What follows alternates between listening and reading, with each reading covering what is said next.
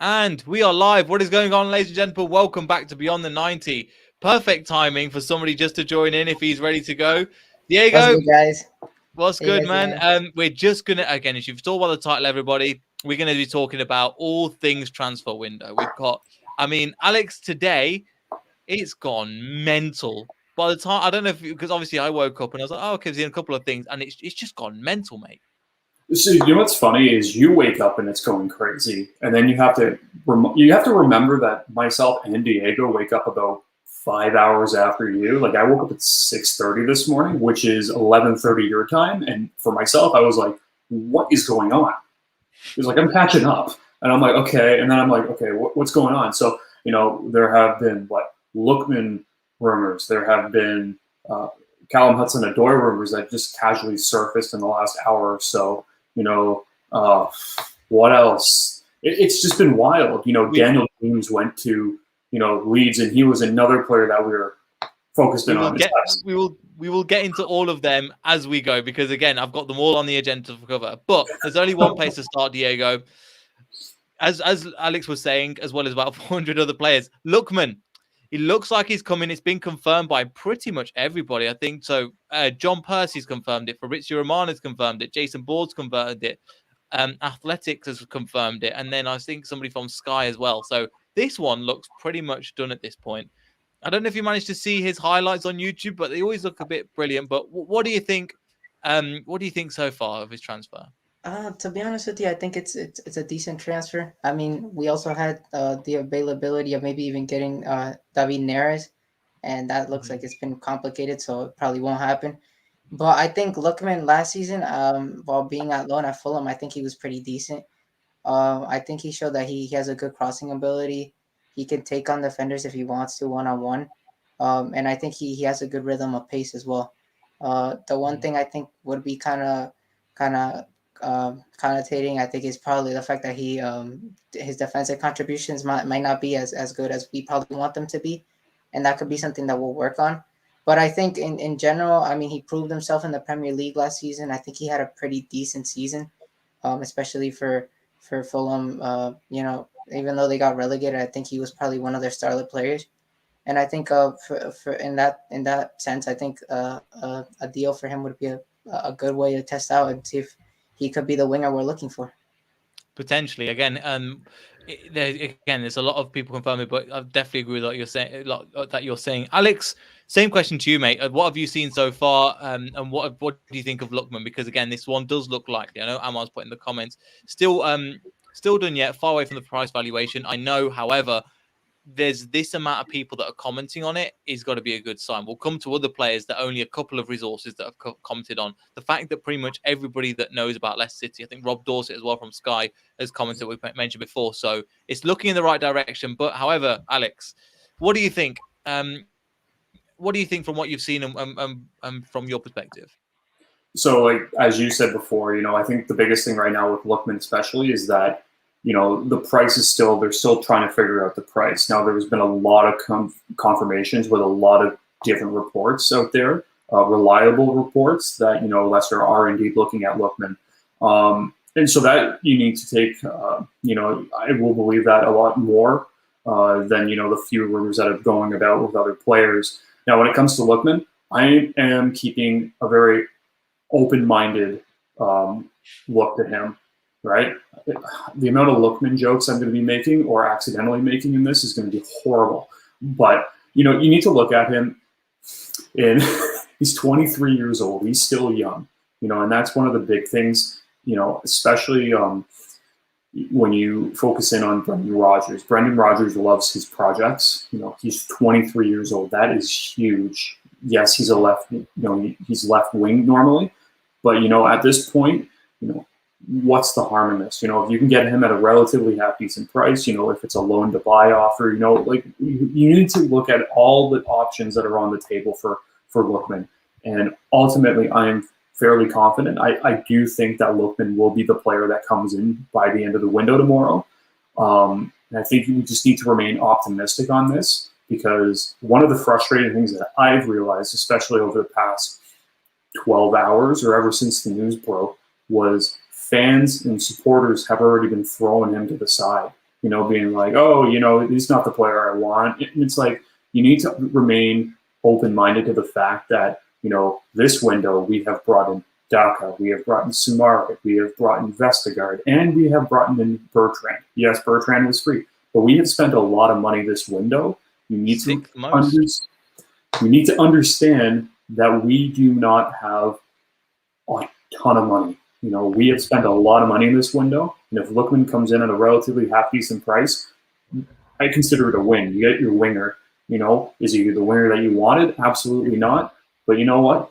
Those are the people that tend to surprise you the most. So remain optimistic, and if he does come in, support him. Don't throw him to the wolves. Yeah, and I totally agree as well, because I think a lot of the times when again, going back to some of the buys, looking at back in the day with Riyad Mahrez, I know it's about it, but like play from nothing. This guy's got Premier League experience, Diego. He's got a decent kind of record about him. He's not the finished article, as he was saying. The fact is, we've got somebody in that position, and I think comments are already saying already. Buy somebody that's a right winger. However, I think with two players, we've mentioned before, and I think Brendan Rodgers even mentioned himself. He wants a player that can play on the right, that is left-footed, that can play on the right, that can cut in and do his stuff. And from looking at the highlight reel, he can finish on his right foot as well. So I think we should be fine with it. But again, one thing that really impressed me, that's something that reminds me very similar to Barnes, just from the highlights and what I can remember as well. His fearlessness is something he's like, yeah, I'll take players on. Yeah, no problem. I'll take on Liverpool. I'll take Alexander-Arnold, and I'll take on Henderson. And that's something that we really need in the squad. And especially for the games recently, when Harvey Barnes lowers his levels a bit, or he's not quite on song, we need somebody that can come in and do that. And I think Lookman could be the guy. Yeah, 100%. I think, like you said, looking at the highlight reel, things that he did last season, I think that he's not scared of taking on someone one-on-one. That's exactly what we want at the moment. Someone that can revolutionize the right-hand side and not necessarily bring in a cross every single time. So I think if that's what we want, someone who could take a shot outside the box, inside the box, in a little bit of a tighter angle, I think that's what we're looking for. A little bit more of an offensive contribution besides the crossing part in that right hand side. Yeah, and I think I totally agree. And one thing that you mentioned as well before this comment, Alex, is his backtracking rate. I can't remember that much. However, if he's going to get into that Leicester City team, he's going to have to work getting back as well. And I think, again, because he's 23, he's got time to develop. And Brendan Rodgers, we know as a young manager, a young manager that can get the best out of young players as well. I think he'll definitely work on that. So it's not something to be too worried about. Yeah, and I think, if this move does end up happening, I think it will really give him that determination. You're having all these players come in and they're hungry. And I think that's one thing that a lot of people aren't realizing is that, these rumors that have been tossed around for these wingers, these are star-studded players in different leagues, and Lookman, yeah, he played with Fulham and, they were relegated, but ultimately, I wasn't disappointed with what he did on, a relegated side, and you slot him in on a side like Leicester, stranger things have happened. And I think that's the way that a lot of people need to realize, is to remain optimistic. And I do think fully that he's going to, he'll be able to, learn new things, not just from Brendan Rodgers and the staff, but, look at who is surrounding him. He's playing with, a squad that is so deep, veterans across the board. These are things that are so important in, building these young talents. And I think that's another thing that we really need to realize, is that, if Lookman does come in, and if Lookman's not the player, whoever does end up coming in, you need to realize that who they have on the squad, that veteran presence, that leadership, and all the skill that's on there, is just going to further help those players. So I'm not concerned. I think what if Lookman does come in, he's going to be a real asset for the club.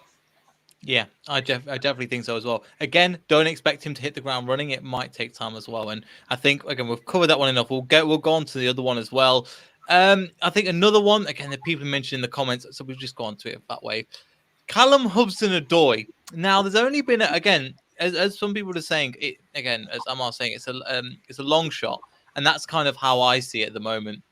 They take they take their time, and Chelsea have a brilliant record of getting the most out of their players. Bearing in mind, they turned down a 35 million bid for him when he was 12 years old, when he was 19 years old from Bayern Munich, I think. So it shows you this guy's quality, but Chelsea don't play hardball. If we're going to get him, it's going to be on loan. But also, Diego, the last thing we need in our squad is more injuries, isn't it? And he is really, really injury prone. So this one has only been reported on by, I think, Adam Newson. I don't know how rated he is, but he's got 22k followers and verified on Instagram, so anything can happen, you know. However, with this one, with Adam Newson, I think it's more. I think this is one the fans want to happen, but I personally can't see happening. Yeah, 100%. I think I honestly didn't even know about it until like a couple of like minutes ago. So I think yeah, I think obviously CHO and his talent is undoubted. Like I think we know what he's capable of doing. Like we've seen in the Premier League before.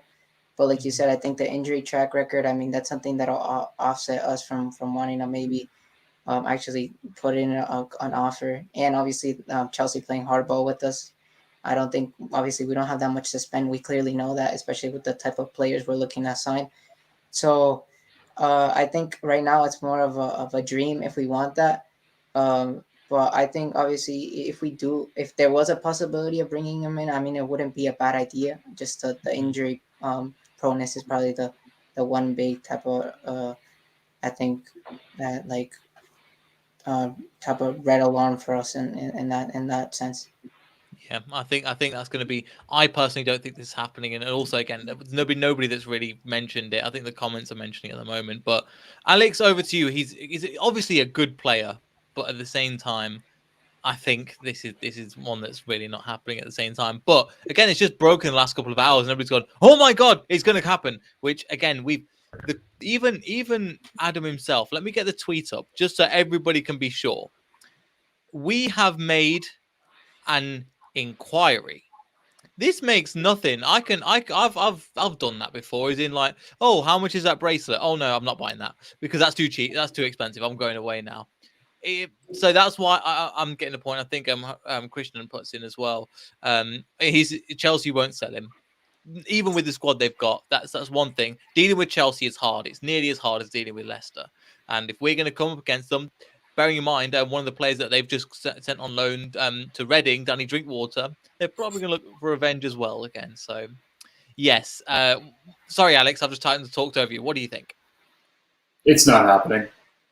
I love the optimism of the fan base, but it's not happening. You know, I think one of the biggest things that I've reinforced, you know, from the start of the podcast, and we've reinforced in podcasts before, we have spent a lot of money this window. We do not have a lot of money left. Hudson-Odoi is going to cost money. See how these things are lining up? We don't have the money. You know, we'd have Chelsea, to break our budget to buy him. Exactly. And, you know, as we both have stated also, you know, he is dealt with injuries. We have plenty of injuries, you know, in a sense of, you know, injuries. You know, we're a match made in heaven, but I don't want that. So ultimately, yeah, I just don't see it happening. Like, I really do not. You know, we inquired about him, guessing the price tag was too high, and with the track record of his injuries and whatnot, I just don't think it was, you know, worth it for us in the end. So I think that, you know, it's been discussed, but I really don't see it going any further than, you know, we've inquired about him. And that's ultimately what I'm thinking for that. Yeah, I think so too. Right, I think we just move on from that one because I don't think there's anything else to say for that one. Moving on to somebody that we do know, and there's been some footage of it. I think that Rob Tanner has tweeted about of recent as well. Diego, Dennis Praet looks like he's went out the club to Torino for about 30 million euros or something like that. 13 to 15 with the loan with the option to buy. It's sad to see him go, but at the same time, we want best for his career, so just push on from it. Hey. Exactly. I think especially when he did come in, I was very excited to see what he had. I think he would have. He was gonna have a crucial type of pivotal role in terms of rotating in the starting 11. That's what I thought he was probably gonna do, and it seems like Rodgers obviously favored Madison much more. Didn't really give him that many chances. He did obviously play in the FA Cup, Carabao Cup, and the Europa League, but obviously he's looking for first team football, and I understand that, especially with the quality type of player that he is. It's a shame that it didn't technically work out. I think Rogers could have done much better to in terms of man management with Dennis, but I think if that's what he wants, and I think for both parties involved, I think it's a good deal. So yeah, it's a shame. He's a top player. We know this. The people that actually know what he's capable of. We know that he could have been a big player here while at Leicester, but things happen. So Yeah, again, I think we wish him all the best, Alex. But with the likes of Samori, which is a genuine upgrade on him, without trying to disrespect him too much, and certain other players, it just looks like his time was up. And he's been unfortunate because last season, I think he was really underrated. I think by maybe not Leicester fans that are watching every single game, but fans that only watch a certain amount of games or players from the opposite position. I remember having a conversation with a Leeds fan after we beat them 4-1, and he goes, Dennis Praet ran them into the ground. So it's sad to see him go, but at the same time, we understand for his perspective and wish him all the best. Yeah, it's unfortunate. Huge fan of Pratt. I think what he can bring to the table is huge. And let's not forget that he's also a Belgian national player. Like he plays on the national team. That's fantastic. And I really do think that he was knocking on the door last season, and unfortunately, his injury last year just derailed that whole thing. And once that happened, it was kind of over from there.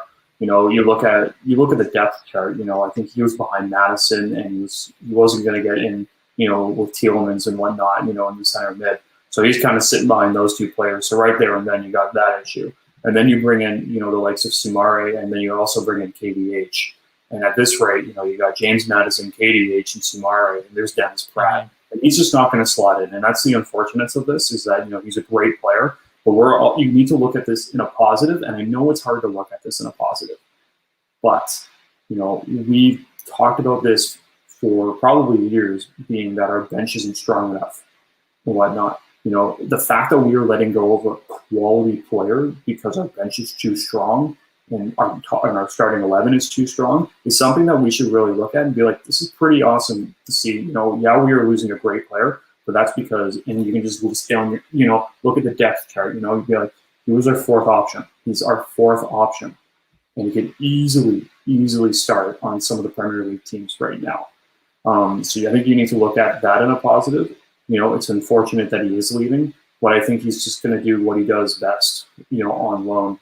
And at the end of the day, that's the way of, football. Sometimes some of your favorite players have to leave because, you're bringing some better players. So I wish him all the best, and, I really do think he's going to be exceptional. Yeah, I think so too. And again, he's still, I think he's 27, 28. So he's reaching his peak part of his career. But again, I thought it could have worked out, especially at the beginning with the likes of Timothy Castagne coming into the team, and he played well with Yuri Tielemans and them two in the midfield. Anyway, it is what it is. I think hopefully, again, as Gabe puts, somebody has to go, and it had to be Pratt. I think that's the perfect way of saying it. But yeah, it could help bring in a right winger, which probably will be Lookman. And one more transfer to get into. I just want to bring it up now. Somebody we didn't get, which again, I'm glad we didn't get for the amount of money. Dan James confirms 28 million with add-ons, which is a hell of a lot of money. Again, this is the edit. It's not confirmed just as yet. However, medical tomorrow, official announcement. We've missed him, but he's the player that we linked to, I think, before the beginning of the season, Diego. Not too bothered, especially for that kind of money, to be honest. yeah, I think it's too much. Just looking at it from that retrospect, I think, like we said, that was gonna be a long-term project anyways if we signed him on loan. So I think it's just it's whatever. I mean, we turn the page and we're looking at other players. So I mean, I guess if it works out for him at Leeds, as it was supposed to work out for him because of the failed transfer and all that stuff, he actually ends up playing for Leeds now. I think it might be good for them, but we're focused on other priorities, and that he's aside. Yeah, he was. Again, there was links to him, and at the end of the day, from what we heard as well, Alex, there wasn't really anything that was gonna happen. However, it looks like that's not gonna happen, and we're quite glad. I mean, that's a lot of money, and even if we're getting him on loan, that's not gonna happen because again, they paid Man United. I think they only paid 15 mil or something for him. They brought Ronaldo in for 25, and they've just sold him for 25 plus. So they've made the Ronaldo money. I know he's on like $500,000 a year or something, but it's good business for Man United, to be honest. Yeah, we live in a world where Daniel James costs more than Ronaldo in the transfer market. Let's just put that into perspective. Like that's actually kind of crazy to think. But once you probably add the add-ons in, Ronaldo takes the cake. But ironically, for some reason I was fairly certain Dan James was going to be the player coming in. I said that for a while, and I even said that a few days ago, thinking that he was going to be the one. I don't know why. When I look at the price that Leeds paid, I am absolutely laughing. 30 million is just like, no offense to James, but he's not worth 30 million in this market. And he really, as soon as he joined Manchester United, he was just never could never really get off on the right foot. He just seemed to just never seemed to gel. Yeah, he just he fluctuated just all over the place. Now, having said that, I think that he could actually do some damage with Leeds.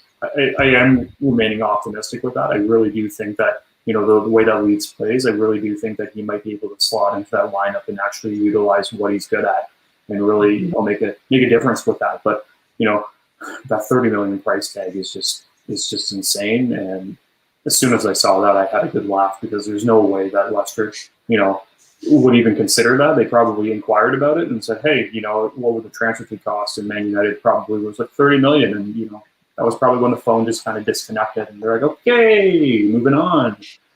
But yeah, at the end of the day, 30 million is way too much. That's pretty much all I can say on that. That's what's it called? That's going towards Tielemans' money. And that money can get you a lot of players. That's more than Daka.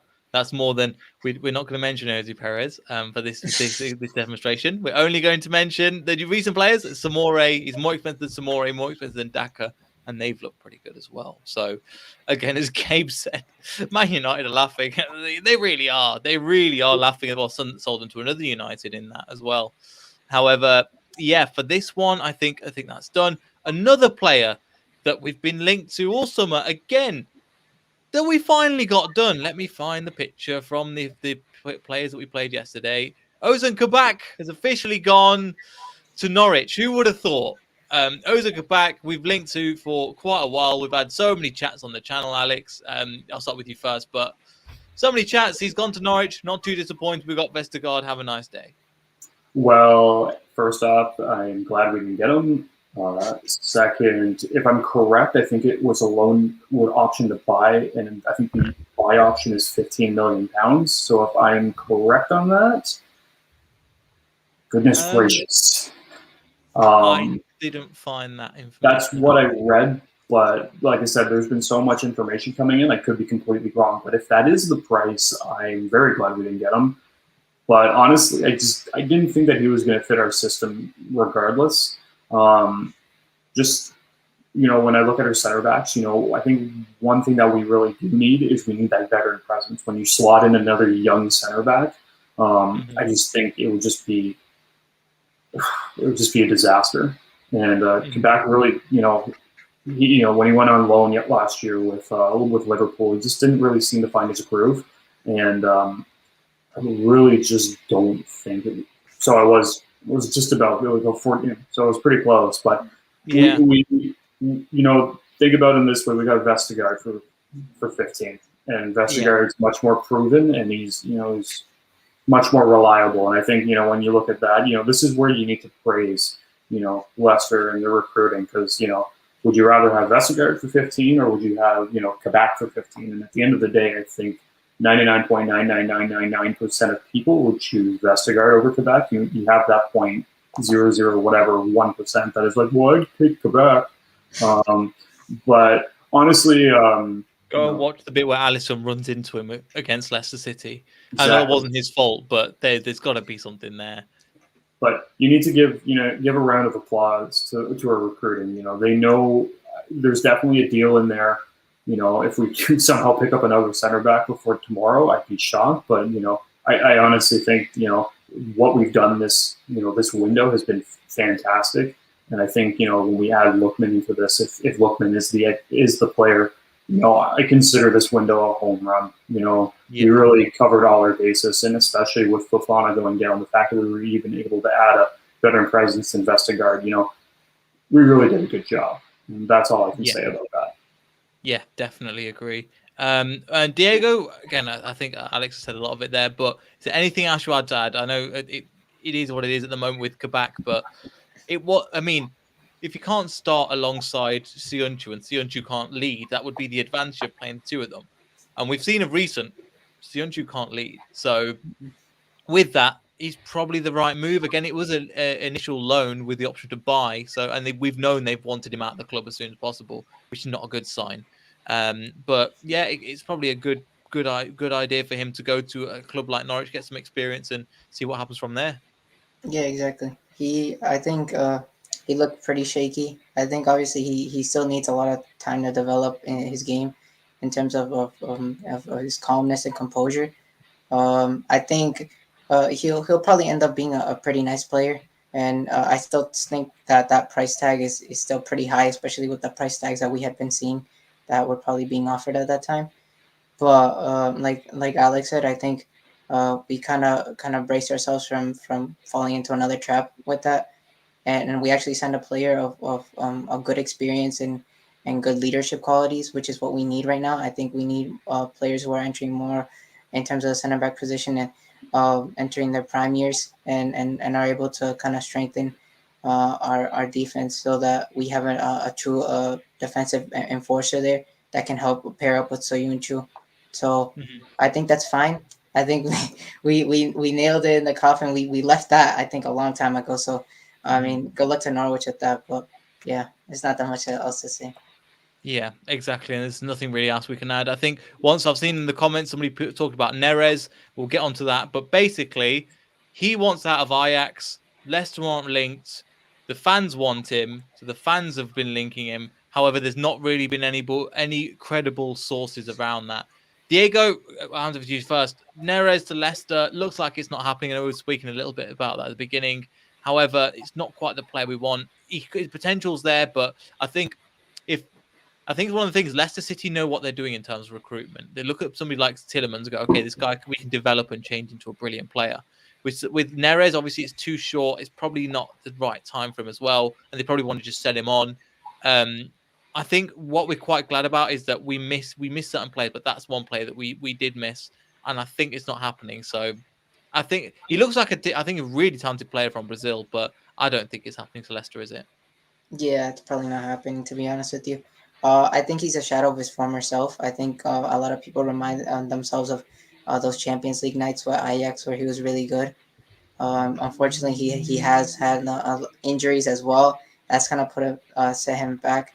I kind of read a little bit of some stuff that Tadic took over on the right hand side for Ajax, so he really hasn't been playing. That's why he wants out.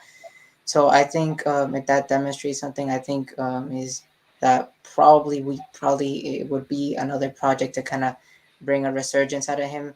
And I don't know if we want to necessarily undertake that mission right now at the moment. I feel like Lookman, I think he's Premier League proven. I think he was like kind of well, this is not FM, this is real life. But I think like I was saying, I think Lookman's Premier League proven. He's proven that he can 100% be competent at the Premier League level, and I think that's probably what we want to do right now. We want someone that'll make a true impact into this team as soon as possible. Yeah, and I think Lookman fills that. But anyway, back to Neres. I think we'll touch on it briefly, Alex. Neres not happening, but the fans want it to happen and the comments want it to happen, which I understand. But as you were saying, the club really hasn't got that kind of money. It's one of those, as you're saying, football manager or like FIFA players that you're like, yeah, you're getting your team, but this is real life with real life consequences. And Leicester City really don't have that much money at the moment. You actually read my mind, and actually Gabe said it perfectly. I think one of the biggest struggles and frustrations I have is that it's easy to turn on your your gaming system on and then tune into FIFA and be like, oh, Neres, oh, look at his overall average, or go on to Football Manager and be like, man, he's a star. That's a game. Like you can use a little cheat code and get another 30 million in your bank, and all of a sudden you can buy him, and you're happy go lucky. But the real world is it's not like that. And I will reiterate it again: we have spent a lot of money this window. Good money on good players, Good and not money, just like oh, we've just bought some X for we've not bought Ben White for 50 million. Let's just say that. Yeah, and so Neres, he's going to cost a pretty penny. We don't have a pretty penny. We kind of have like a little. We have a couple dimes and nickels that are a little dented and marked right now. We're a little short on change, so we need to figure ways in order to bring a player in and utilize what we have in order to facilitate the spaces that we need.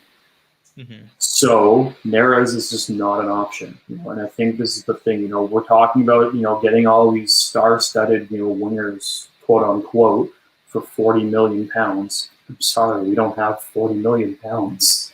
So you need to look at this with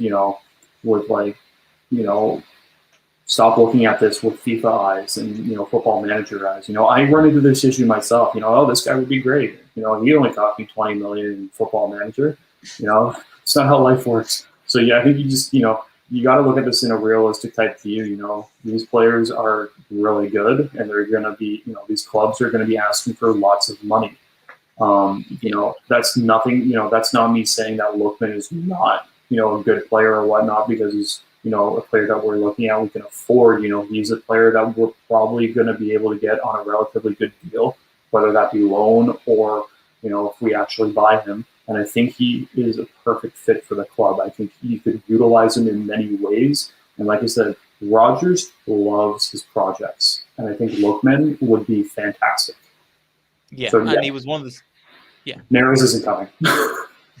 Good way to say, yeah, Neres isn't coming. As a couple of other people again have mentioned in the comments about one player in particular. So Aaron as well. A couple of other people I want to get down. So Gabe mentioned it later on as well. I'll bring up for anybody that that mentioned it. I'll bring up his now. Ricardo Pereira says, "Thank you guys for your message and concerns. Fortunately, it's nothing serious. See you all." Well, on Saturday. It was an hour ago. At the time of recording. So great news, because I think a lot of us were going, when will this end? And I think, as you guys know, I was with Ant at the game recently against Norwich, and it was good to see Ricardo just walk out. But they just took him off because of that. However, really good to see Diego. Really good to see Ricardo back, because it would have been like, how many more players from the defensive positions? Oh, Jesus Christ.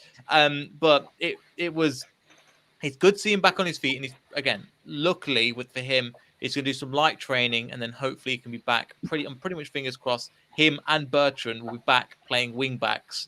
We'll come into that probably for the preview against Manchester City in a couple of weeks' time.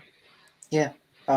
Like you said, another injury would have been horrible, would have been atrocious for us, would have put us in another big conundrum.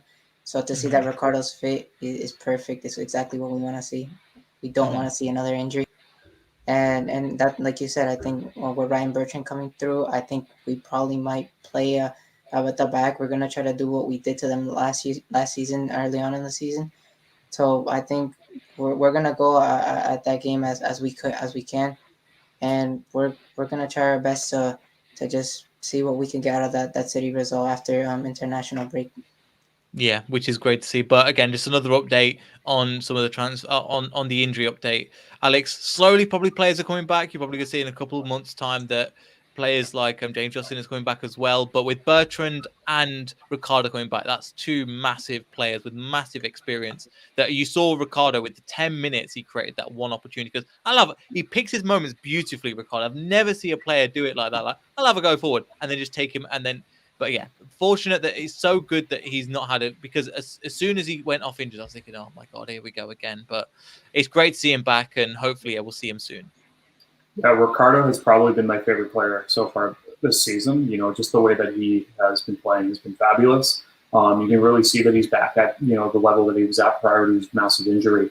Having said that, you know, we dodged a bullet. We dodged an absolute bullet. And I have to say that the international break came at the perfect time. Give our lads a break, you know, wrap them in bubble wrap and like store them away for 2 weeks and just don't let them do anything. You know, we can possibly, the fact that you could possibly see Ricardo back, Bertrand back, and possibly Vestergaard is just fabulous news. You know, and then you look at who can possibly return, you know, later on this year before, you know, 2022. You know, you're looking at Johnny Evans, you're looking at, you know, James Justin, which I still don't think he's going to be fully fit. You know, I think he'll be in training, but I don't think you'll see him in a game all of 2021 so far.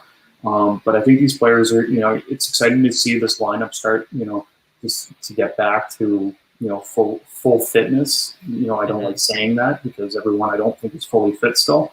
But, you know, people are slowly recovering, and I think that's a positive that you need to look at. They get the time that they need to right now in healing. So, you know, with Ricardo, Vestergaard, and Bertrand, I think those are 3 players that you actually might see in the lineup against, you know, Man City, you know, in 2 weeks' time. Anne's here. Yeah, I've been with Doug. I've been on Doug's podcast. That's why I was late. I was hoping it was going to finish quicker than it did, but it's a long. They take a long, and I appreciate Doug and World of Football podcast. Everything they know their stuff. 2.5 hours talking about ex-player in the Italian league. I'm like, I only know about the Premier. They're talking about the game that we were listening to on the radio on the way home after Norwich, the Liverpool game, and they're like, "So what did you think of it?" And it's like, it's hard to say when you're listening on the radio because you don't get the full picture at all. No, you don't. Again, it was literally the radio at that point, and then we actually listened back to this show and stuff like that. It was a nice, but again, to take it a little bit off topic, it's a nice day out. Norwich is in the middle of absolutely nowhere, but it was a nice day out. The crowd was really It was nice to see the away crowd and stuff, but yeah. I didn't envy you. I didn't envy you driving to Norwich, right? Jesus Christ, it's just A road after A road after A road. Yeah, it was. For anybody that's not watching internationally, imagine a non-motorway for 2.5 hours with lots of roundabouts in between. So it was kind of every time you hit like 70 miles an hour, you're like, brilliant, motorway, right? Everybody on the brakes. So you can't switch off as much. Anyway, we'll get onto that in a bit. I think we've covered one man I've not mentioned. And over to you, Hamza Choudury going to Newcastle. John Percy has confirmed it. You know my thought. I think we had the thing is, we're a bit. I won't say we're footballed out, but we had bearing in mind a whole day talking about football. So we've covered everything. Ant was telling me every single Neres statistic under the sun as well on the way, and we're saying that one's not happening now. But let me just bring it up as well. I can't find it now. I think John Percy one. Let me just bring it up. But yes. Hamza Choudury, Newcastle could happen. Again, John Percy wouldn't tweet it out unless it wouldn't happen. So Newcastle and Hamza Choudury could happen before the deadline. So I know it's however, it's going to happen. It's probably on loan. I doubt they'd buy him this close to the window. The thing is, I think no matter what, Hamza Choudury needs to leave Leicester for the sake of his career to play first-team football. Ideally for Leicester, it would have been better if we got him off the books and got a transfer fee in. But loaning him is better than him sitting on the reserves for the rest of the season. Yeah, and it's a shame. Well, we'll have to see about that. As in, like, I know I'm hoping it's a Damari Gray situation where we'll come back to, but we'll have to see. In terms of that, we'll have to see. I know Alex is laughing. I know I still have my hope for him. It's my boy, so I have to back him at all costs. But that's pretty much it. I think one person that I wanted to mention as well, Phil Jones, not that Phil Jones. I remember because I was watching a pitch. I wanted to mention this live on stream. So I read this because you know how you do. You look at your pictures and you go, let's go back and look at Lookman. So I found the video about 3 months ago. Look what Phil Jones put. Where's it gone? Look at this. He predicted it. I saw it. I was like, he's a genius. I'm presuming you've talked about Hudson-Odoi as well. Yeah. So the only thing I think updated since that, which we basically said is not happening. So Sky Sports have quoted it and they've said, Leicester City are looking to bring in Cabson Hudson-Odoi on a permanent deal according to Football London. This bit I really don't think is going to happen. But they've just said, according to Football London. If they were that confident, they would have said it's their own sources. Lead him straight on loan, but allowing him to lead straight on loan to Borussia Dortmund. However, I think people in the comments saying it's not likely. However, Hudson-Odoi is open to the move, but he sees his long-term future at Chelsea. So for any of the comments, and I don't think it's happening. I hope it happens, but I don't think it will. So we haven't got that money. We'll have to sell you, mate. Mate, goodness. I'll take that as a compliment if you think I'm that valuable. Yeah. Both kidneys and a logo and some liver. The thing is, I think from what I've been reading, Hudson-Odoi, yeah, his wages are huge, but is willing to take a wage cut to come and play first-team football because he doesn't want another season sitting on Chelsea's bench. So the priority for him is to play first-team football. So if he's willing to take a pay cut and come in, then brilliant. Mm-hmm. But do you think it's likely? No, I can't see it happening. To be honest, it's too close to the window being to the window closing. So you're at the point of the window now that, and I said it today on Twitter, that it's becoming silly season. 30 million for Daniel James, like that's absolutely ludicrous. So you're seeing these deals come through now, and clubs are starting to just splash money because they're like, oh, we need a winger. Okay, we need to find a winger. Oh, Daniel James, 30 million. Okay, we'll do it. Like these types of situations are starting to arise, and I think we're going to start seeing it more and more as as it progresses closer to the window closing. So I think we're, Daniel James is just the tip of the iceberg. I think we're going to see a lot more, and and I think that's the big thing. So when it comes to Hudson-Odoi, I don't see it happening because the way that Leicester do business, they're not there to make a stupid move at the last minute. They really aren't. Yeah. The thing is, I agree with you, Alex, and it's almost our own fault for leaving it so late. But now, if we want to go in for a player, and we would do it ourselves. So hypothetically, saying earlier on in the window, Arsenal were looking at Maddison for 70 million. If you come in on the last day, you add another 10, 20 million to it because you've got no time to replace him. So I think Lookman will be the one that we sign, and that's more because he's out of favour where he is at the moment and wants to return to England. But if we were to have acted on our primary targets, now we would be paying almost double what we would have before. Yeah, but that's why we're getting him on loan as well. Yeah. I think that's the issue. We'll get him on loan with the option to buy.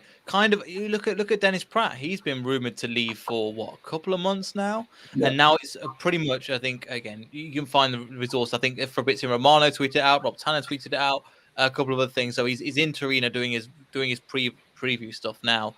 But I just want to go through Diego at the moment. You're looking at the players we brought in. Let's not forget this window has seen ages. However, Daka, Samore, Bertrand. Who else we got? Vestergaard, and now probably Lookman.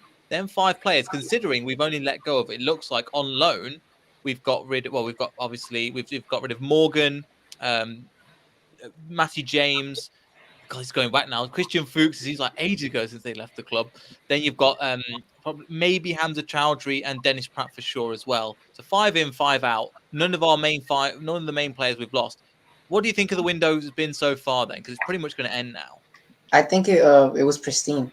I think that there's so much we could have asked for. We added depth everywhere where we thought we needed.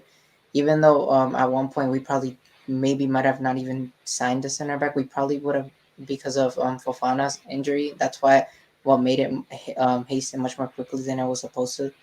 And we're looking at bringing a winger right at the moment, like right now on deadline day. I think that's perfect. I mean, obviously with all the moves that have transpired in the last couple of days and all the big spending that the top 4 teams have made, it might look like it was a little bit undermined. But we know exactly that's exactly what we wanted. We couldn't have asked for more, especially, and we meticulously looked into every single player we wanted and where we wanted them to fit in our characteristics, our traits, and what we actually need, and not kind of splash out money unnecessarily for a player that maybe won't come good for us down the line. So perfect. I think it was a perfect window.